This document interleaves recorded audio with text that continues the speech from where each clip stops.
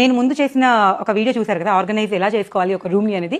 శ్రీదేవి గారు నిజంగా చాలా అద్భుతంగా మనకున్న టైంలో మనకి అంటే లైక్ చాలా మంది బిజీ ఉంటాం కదా, అలాంటి వారి కోసమే స్పెషల్గా శ్రీదేవి గారు ఎంతో హెల్ప్ అవుతున్నారు. సో డబ్బులు అనే విషయం పక్కన పెట్టండి, మనకి కంఫర్ట్ అండ్ మనం చేసుకోగలిగే కెపాసిటీ ఉన్నప్పుడు ఇల్లుని ఇలా ఆర్గనైజ్ చేసుకుంటే కంటిన్యూటీ అనేది నీట్గా ఉండడానికి ఉంటుంది.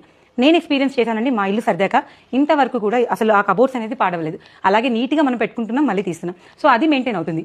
ఆ వీడియో అయిపోయినాక నాకు వచ్చిన ఐడియా ఏంటంటే, రండి శ్రీదేవి గారు ఎలా ఉన్నారు?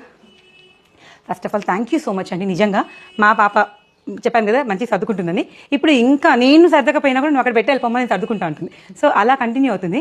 అప్పుడు నాకు ఐడియా వచ్చింది, మాకు మేడ్ ఉంది, చాలామంది ఉన్నారు, వంట చేస్తారు, అవన్నీ ఉన్నాయి, కానీ గజిబిజిగా ఎంతైనా మనం పెట్టినట్టుగా ఉండదు కదా.